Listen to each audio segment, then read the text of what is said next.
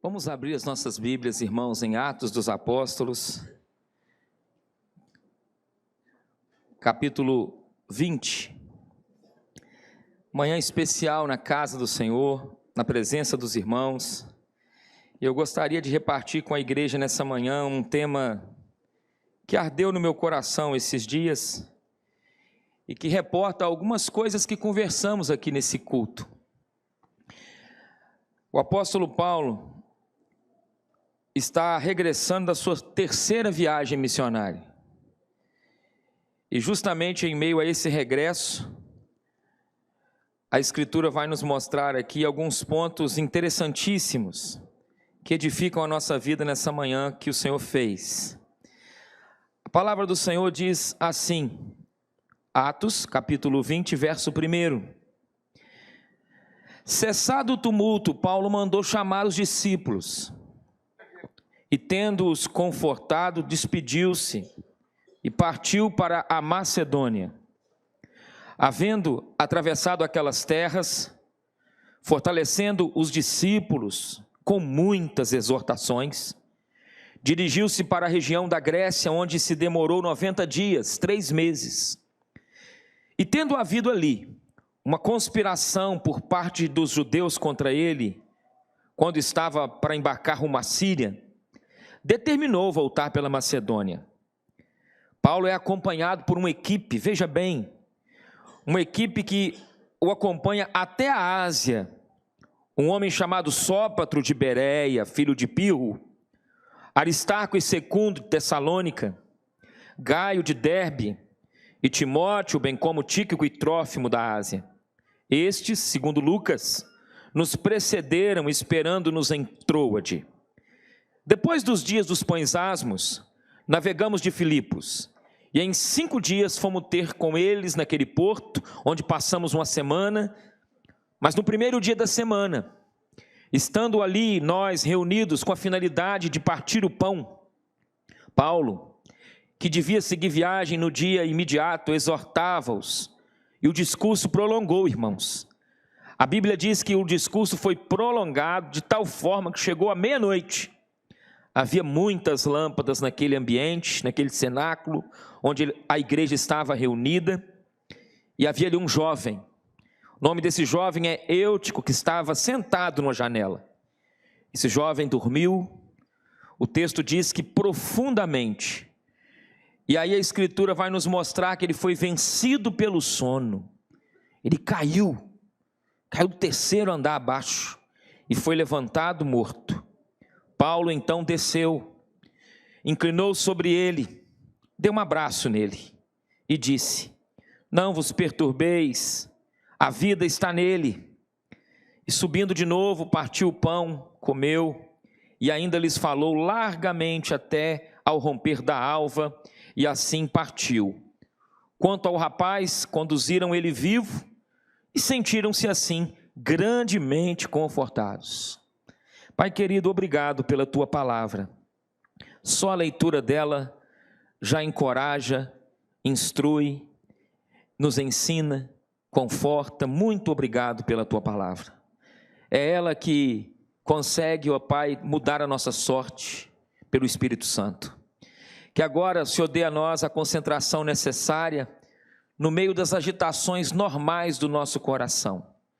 Que o Senhor nos possa ganhar nessa manhã, Pai, a nossa mente cativa para a tua glória, em nome de Jesus. Amém.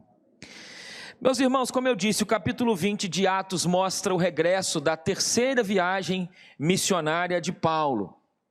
Paulo é esse irmão que reside na localidade de Éfeso e está se despedindo.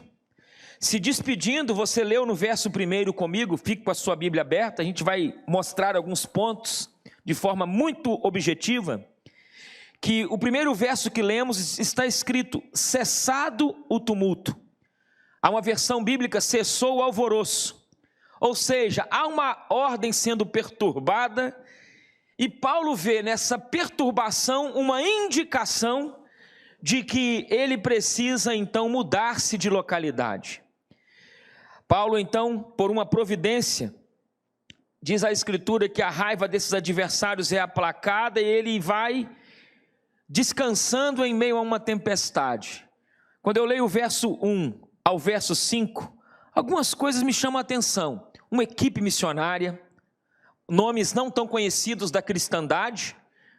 Muitas vezes somos cristãos hoje acostumados a poucos caracteres de leitura.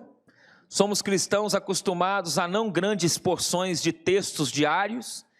Mas aqui é registrado no verso 4 que Paulo é acompanhado, além de Lucas, que escreve o livro, por um homem chamado Sópatro. Que privilégio Sópatro teve, nasceu em Bereia, serve em Bereia, aquela Bereia aonde as pessoas conferem se realmente é assim na Escritura, e Sópatro é desse ambiente. Tem o Aristarco e o segundo da região de Tessalônica, Gaio de Derbe, de Timóteo, e Tíquico e Trófimo da Ásia, e eles estão esperando ali em Troade.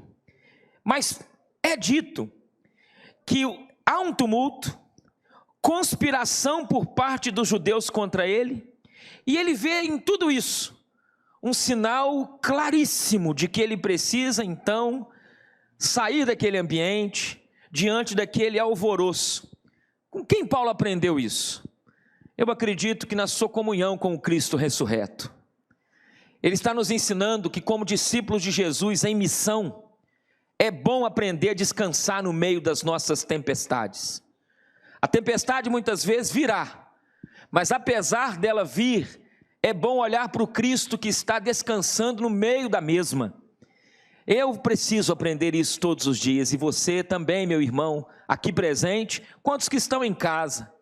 Nós precisamos aprender a descansar numa tempestade. Ele não saiu correndo como um fugitivo amedrontado, não. São passos serenos, de um homem tranquilo, de um homem que é encorajado num tempo de crise, de um homem que é fortalecido nas suas relações fraternas, na prova dos irmãos que caminham com ele. Ele tem uma equipe junto a ele, e eu aprendo como é bom ter amigos quando as águas são agitadas, porque amigo nas águas tranquilas, muitas vezes não são revelados, mas amigos verdadeiros são revelados a mim e a você, quando as águas são agitadas. Amigos que apoiam diante das urgências e das necessidades do tempo. E diante então desse episódio, Paulo já esteve ali naquele ambiente, quando é dito no versículo 5, que esperavam ele em Troade, e depois dos dias dos pães asmos, ele navega de Filipos. A viagem dura 5 dias, e eles chegam naquele porto onde eles param uma semana. Então você tem do verso 7 a 12, uma semana de Paulo naquela região chamada de Troade, e ele já esteve ali. Se você voltasse a sua Bíblia, não precisa fazer isso, mas ler em casa em Atos 16, a Bíblia Sagrada diz que Paulo tinha planos de ir para a região da Ásia, mas a Escritura diz que o Espírito de Cristo não permitiu. Ele tem planos de ir para outra região, e novamente é registrado por Lucas em Atos 16, o Espírito do Senhor não permite. E à noite, bem em meio a um descanso, sobrevém ali um êxtase, e Paulo ele percebe, em meio a essa experiência transcendental, um varão macedônio rogando: ajuda-nos, atravessa a Macedônia e nos ajuda. E você já viu em Atos 16 tudo o que acontece. O Senhor abre corações ali, coração de uma Lídia, liberta uma jovem que dá lucro acerca de adivinhação, salva um carcereiro e os seus familiares, e nasce a igreja de Filipos, uma igreja que tem registrado uma carta com o seu nome, a carta aos Filipenses, falando, retratando da alegria com um dos seus temas maiores. Agora, ele já esteve ali, não pregaram o evangelho curiosamente em um tempo, mas agora, por uma santa ironia de Deus, ele chega a Troade, permanece 7 dias ali. Não se tem templos, por isso ele está no cenáculo.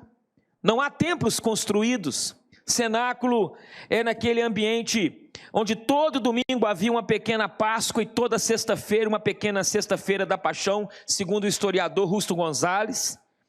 E 7 dias ele permanece nessa localidade e os discípulos estão reunidos com a finalidade de partir o pão no domingo. E no meio desse ambiente tem algumas coisas que me ensinam e te ensinam.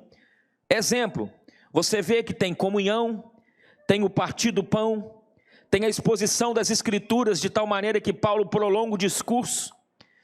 Era noite, as muitas lâmpadas estavam acesas, causando um ar viciado, porque não eram como lâmpadas que temos no nosso tempo. As lâmpadas acesas, junto com aquelas pessoas naquele ambiente, consumiam muito oxigênio, o que provavelmente leva um jovem que está próximo à janela a se sentar nessa janela na busca de um ar fresco. E as janelas eram como portas para ventilar, e as tochas ali sugando o oxigênio enquanto Paulo prega. E esse jovem, nome Eutico, sentado ali naquele local, ficando com sono, cochila. Desse cochilo começa então a dormir, e a Escritura diz que ele então adormece profundamente. Ele não profundamente, não, foi aos poucos. Foi um soninho leve, uma pescada. Daqui a pouco, ele profundamente, diz a Sagrada Escritura, que esse jovem, ele adormece. E eu aprendo, irmãos, que esse episódio bíblico nos concede algumas coisas a pensar nesse domingo. Entendendo que missões, igreja missionária, é uma igreja que ora, contribui e envia. E que a igreja, no Ocidente, ela se torna muitas vezes um campo missionário também. Uma igreja que corre o risco de se parecer com um sal no saleiro, ao invés de salgar a vida e a sociedade. E a grande comissão dada pelo Cristo tem um risco em nosso coração ocidental de se tornar aos poucos uma omissão da nossa parte, não gerando o espanto que ela deve gerar. Porque o Deus que abre portas, como abriu porta para pregar ali o Evangelho, é o Deus também que Deus abre uma porta para pregar o Evangelho, onde um jovem se assenta na janela. Pense nisso. O mesmo Deus que abriu porta para Paulo pregar e abriu corações, é o mesmo Deus que presencia também um jovem assentado na janela. Primeira lição para você e para mim: quanto maior o privilégio, maior serão os riscos. Vou repetir, para o meu coração, Carlos Eduardo: quanto maior os privilégios, maior serão os riscos. Porque ali é um grande privilégio estar. Estar na vida da igreja é um grande privilégio. Participar da mesa do Senhor, com entendimento, que eis a razão porque há muitos fracos, doentes, que dormem, sem discernir o corpo, mas tendo entendimento do que se faz. É um grande privilégio. Mas participar da ceia do Senhor, sem entender que esse privilégio também tem riscos, é um grande risco. E quantas coisas são assim na minha vida e na tua vida, na luta que travamos com a carne e o espírito. Grandes recursos são privilégios. Privilégios de algumas comunidades, mas o risco dos recursos se tornarem um fator de juízo existente. Quando o Senhor nos chama a sermos uma igreja que ora por missões, é bíblico, é maravilhoso. Mas eu não posso ser um homem que ora por missões somente de forma transcultural. Eu tenho que entender que a vocação que o Senhor me deu é para ser cada um de nós em Cristo um missionário. Na universidade, na escola, o vizinho, as nossas relações no âmbito do trabalho, na loja, aonde o Senhor colocar você, você é um homem, uma mulher em missão. O ID jamais pode ser institucionalizado, ele é dos pastores, ele é dos irmãos que foram, não. O ID, eu não posso ir, mas vou pagar. Isso é um privilégio, irmão, inegociável que o Senhor deu a todos os salvos. Lógico, nem todos podem ir para o norte de Minas, para a zona rural de uma pequena localidade, mas todos os eleitos de Deus podem atravessar a rua. Ir não tem nada a ver com quilometragem. Ir não tem nada a ver com distância geográfica. Ofertar, orar não substitui o ir. Todos somos chamados a frutificar. O sono dá sinais, é uma outra lição. Você sabe que dá. Eu sei que aqui tem irmãs e irmãos que têm talvez facilidade para dormir mais do que o outro. Tem irmãos que dormem muito fácil. Me lembro de irmãos, uma vez numa reunião de oração, Leca lembra, um irmão, era uma oração madrugada, irmãozinho, começou assim, e daqui a pouco todo mundo foi levantando, irmãos, o irmão não levantava. Eu falei, rapaz, ele está orando muito hoje. Daqui a pouco ele faz assim, irmão. Aí ele acordou, ele tinha dormido, foi vencido pelo sono. Nossa natureza, corremos esse risco. Mas, irmãos, da mesma maneira que o Senhor dá sinais no sono, Ele dá sinais para a gente também de que nós precisamos despertar. Não basta estar no coração de Deus, tem que estar no meu também, aquilo que Deus deseja. Segunda coisa que esse texto me mostra, se a primeira delas é, quanto maior o privilégio, maiores serão os riscos. Nem todos que estão de pé se encontram vivos. Como assim, pastor? Olha o versículo 9. Um jovem, o nome dele é Eutico, sentado na janela, adormecendo profundamente durante um prolongado discurso, vencido pelo sono, caiu do terceiro andar abaixo e foi levantado morto. Levantado, erguido, mas morto.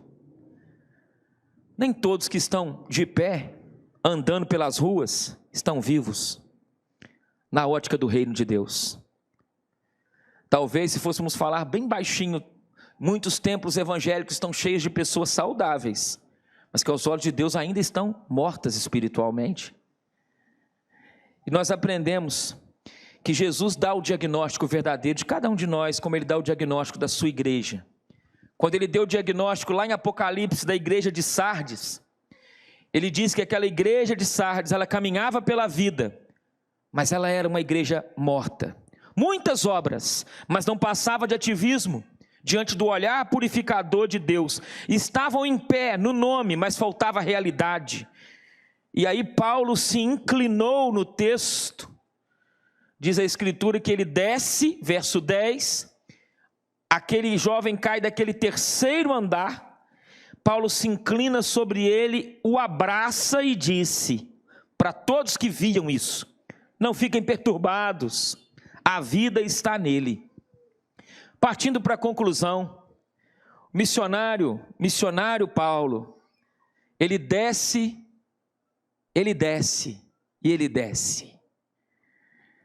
Uma das lindas virtudes de um cristão é aprender a descer.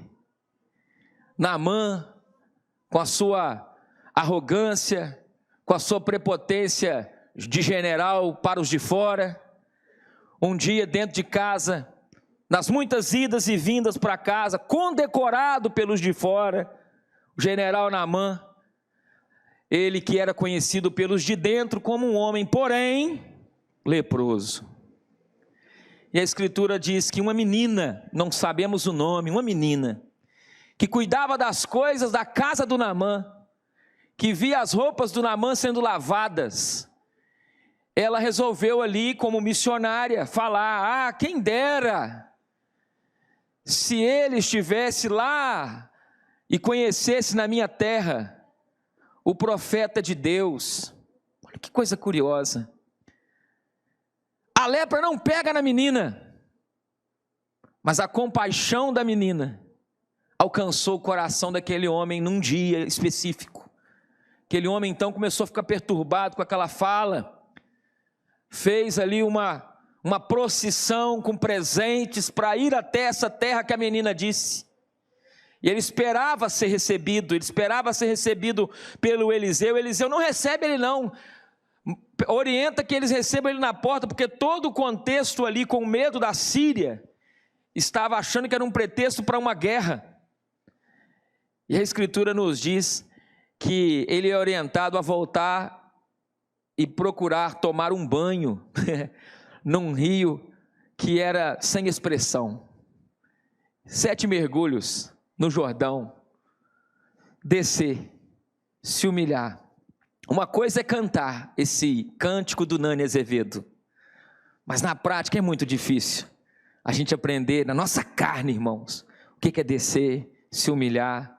Como você reage quando humilhado no trabalho? Deus colocou na sua vida um gerente, que você se sente, às vezes, pressionado. Você é um funcionário público e sente, às vezes, pressionado pelo Estado. Alguém que você vê como um carrasco. Como nós reagimos? Paulo nos instrui, escrevendo à igreja de Filipos, no capítulo 4, Filipenses 4, que ele aprendeu a viver contente em toda e qualquer situação.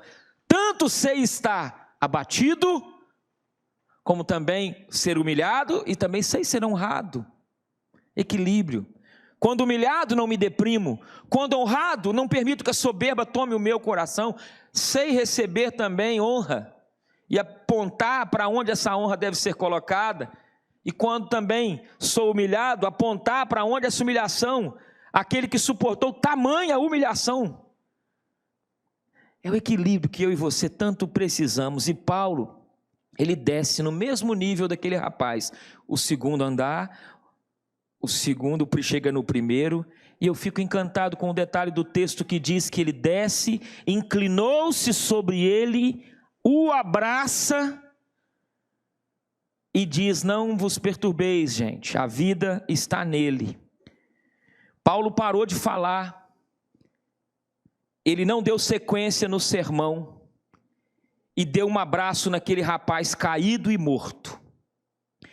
Que confusão de gente naquele dia. Gente correndo para ver o que aconteceu. Paulo não estava afirmando que o rapaz continuava vivo apesar da queda desastrosa, mas que ele retomava a vida como resultado do sermão? Não, do abraço. Porque tem momentos na vida do crente, do filho de Deus, que é preciso trocar o sermão por sermão, abraçar. E isso é um desafio para nós. Olho para a minha vida e vejo quantas vezes eu fui abraçado, quando precisava, às vezes, de correção, e fui abraçado. Esses dias, conversando por umas 2 horas com a minha mãe, uma pergunta foi feita pela minha esposa respondeu a pergunta, minha mãe respondeu e eu respondi. E naquele dia ali eu estava lembrando, quantas vezes aos meus olhos hoje, eu precisava de uma correção pesada na minha juventude. E eu não tive, eu tive o olhar, eu tive o abraço da minha mãe, tive o abraço do meu pai. E eu creio que, às vezes, o seu filho, meu irmão, a sua filha, às vezes, vai precisar, em algum momento, do abraço, da afetividade, do ser essa mão. E é isso que a Escritura está nos mostrando. Paulo para tudo e não dá sequência ao sermão, e tem muito caído no caminho que não precisa de sermão. Tem caídos no caminho que estão sendo desevangelizados, porque ao invés do abraço, então, estão encontrando um sermão destituído de amor. Sermão sem unção endurece qualquer coração. Mas, pastor Carlos, o almoço está chegando, e a terceira palavra ou princípio que eu trago aos irmãos, e aqui termino, é a necessidade que nós precisamos rogar a Deus de usar no momento certo a troca do sermão pelo abraço. Pois o abraço pode ser sermão para conduzir um eleito de Deus ao caminho para ouvir um sermão na vida. Como você vai ser lembrado? Gente que se inclina, que desce, que tem presença viva? Ou você vai ser lembrado como esse que ficou na janela, olhando para fora, ao mesmo tempo lá de dentro, correndo riscos. Como você vai ser lembrado com alguém que caiu, teve uma queda e ficou caído? Como alguém que recebeu vida nova, mas o Senhor chamou a vida de ressurreição em Cristo. Você esteve morto, mas a vida de Deus em você. Cada filho de Deus salvo, ele precisa expressar a vida em ressurreição em Cristo. Alguém disse que se nós queremos ter algo bonito para ser lembrado por um dia, o que a gente deve fazer? Criar uma borboleta, Dalton. Uma borboleta em casa, você cria ela, vai ficar na sua casa um dia. Com a beleza dela, ela vai iluminar a casa, mas é passageira. Vai ficar somente um dia e talvez não vai ser mais lembrada. Mas se você quiser ter algo bonito para ser lembrado por mais de um mês, planta no quintal uma mudinha de rosa. Vai se transformar numa roseira, o perfume vai por todo o quintal, vai ficar bonita por um tempo, mas ela não vai ter mais vida e vai possivelmente ser esquecida. Se você quer ter algo bonito para ser lembrado por mais de um ano, plante um ipê amarelo, onde você plantar, ele vai ficar plantado ali por muito tempo. Se você se mudar, você vai ser lembrado um dia por outra pessoa, mas o ipê vai ficar ali, mas não vai ser eterno. Mas Salomão disse que se queremos ter algo nobre para ser guardado por toda a vida, ganha almas, porque quem ganha almas é sábio. Ou seja, se quer ser lembrado por toda a vida, faça a obra missionária. Aonde você estiver, ganhe almas. Provérbios 11:30. Porque quando o seu nome for esquecido na terra, no reino eterno será lembrado.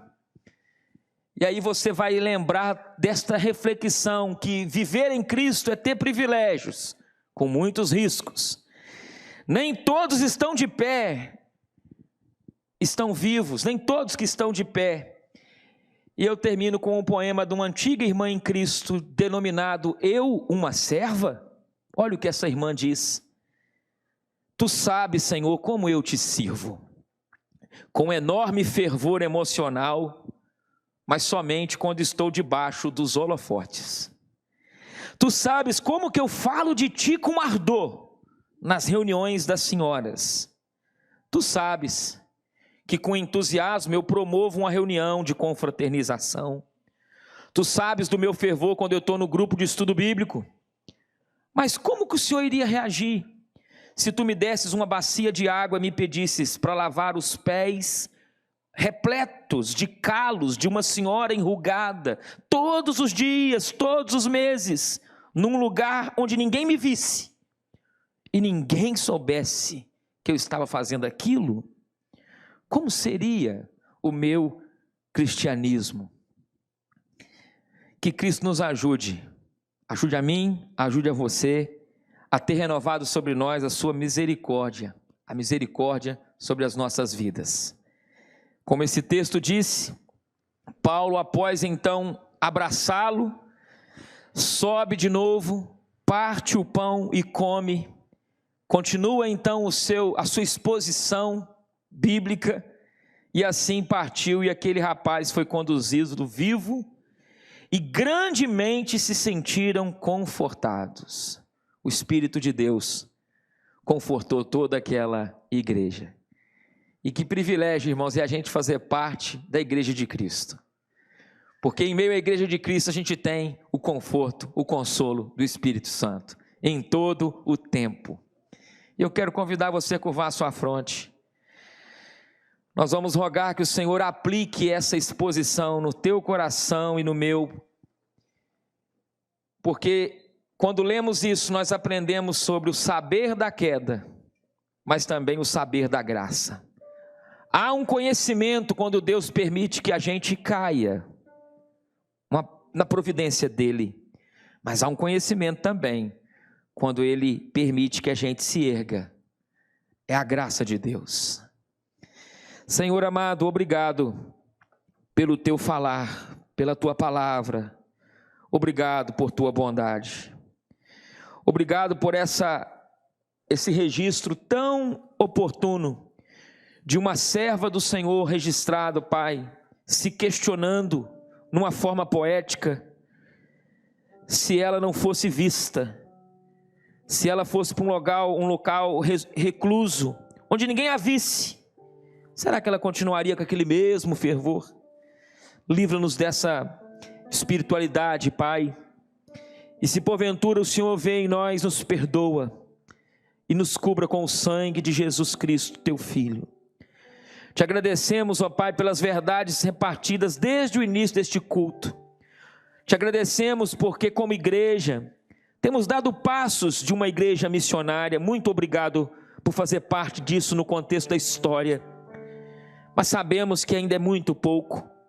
Podemos ir mais além. E a missão nossa, essa missão como Paulo compreendeu, andando entre oposição, tumulto, equipe, essa missão tão linda, essa missão de visitar localidades, de encorajar, de encontrar em meio aos prolongados discursos, encontrar gente que está correndo riscos, gente que cai, gente que se fere, gente que se machuca, e ser, ó Pai, instrumento em Cristo, como Paulo ali foi, para abraçar e para dizer: o que nós temos, nós te damos, em Cristo nós lhe abençoamos. Isso não tem preço, Pai. Quem ganha a alma, sábio é. E que a tua igreja possa voltar para casa nesse domingo, debaixo dessa palavra, desta bênção, ó Deus, explanada para a glória do Senhor. Mas, acima de tudo, nos ajuda a sermos uma comunidade que também tenha a consciência bíblica de sermão, de abraçar, de estender isso, ó Deus, aquele que necessita, tendo por nós os olhos abertos, quando o Senhor assim desejar, Pai. Dai-nos sensibilidade a cada manhã, em nome de Jesus Cristo. Que todos aqui voltem para casa, debaixo desta palavra tão sincera que o Senhor expõe ao nosso coração.